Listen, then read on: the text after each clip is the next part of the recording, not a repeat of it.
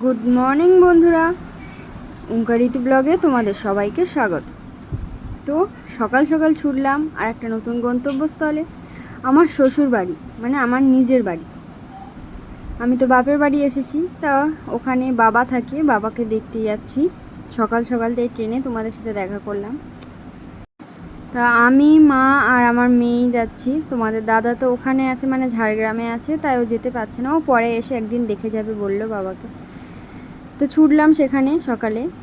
এখন ট্রেনটা দাঁড়িয়েছে বারুইপুরে, এটা নামখানা হয়ে যায় লক্ষ্মীকান্তপুর। আমাদের ওখান থেকে এটা যাতায়াত সুবিধা হয়, তাই ট্রেনেই যাচ্ছে। আর এটা হচ্ছে একটা বোন হয় আমার দিদির, মানে জেঠুর মেয়ের, তার ননদ হয়। তাই ট্রেনে দেখা হয়েছিল, ও পরীক্ষা দিতে যাচ্ছিলো বা দক্ষিণ বারাসাতে নামবে, সেখানে সিট পড়েছে। আমার মেয়ে দেখো কত খুশি, ট্রেন চলছে বলে। ট্রেনটা বন্ধ ছিল বলে ও মানে মনটা খারাপ হয়েছিল। আর এদিকে ও জলও একটু খেয়ে নিল, জল পিপাসা পেয়েছে তাই।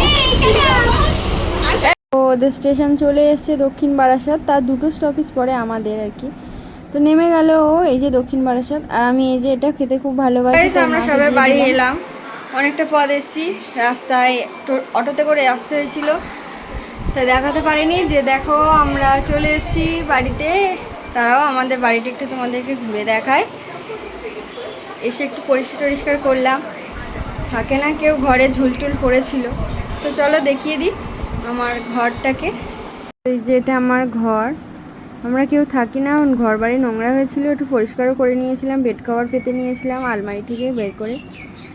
আর এই যে ঘড়ি, এটা আসাম থেকে নিয়ে এসেছিল যখন আমরা আসামে থাকি। আমার মেয়ে এসেই বদমাইশি শুরু করে দিয়েছে। এই দিদিটা আমাদের বাড়িতে কাজ করে, বাবাকে তো কাউকে দেখতেই হবে, তাই জন্য।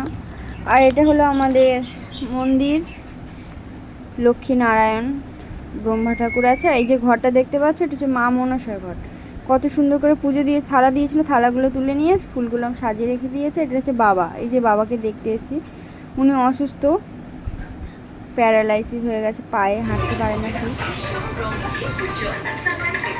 হাতে মানে নিয়ে এসছি, নিয়ে উঠেছি সাথে। কি কি ঠাম্মি কই, ঠাম্মি ঠাম্মি কই, ঠাম্মি ঠাম্মি কই, ওই যে ঠাম্মি।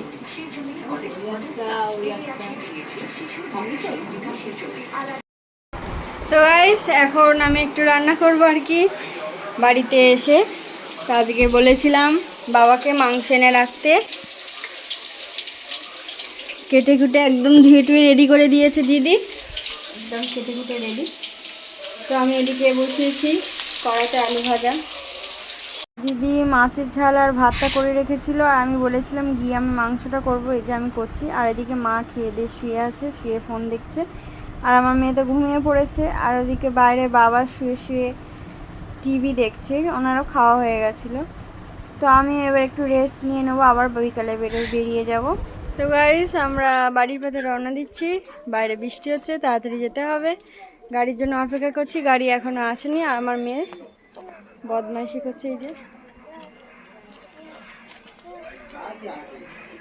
চলে যাই তাড়াতাড়ি, আবার পরশুদিন ঝাড়গ্রামের দিকে উদ্দেশ্যে রওনা দিতে হবে।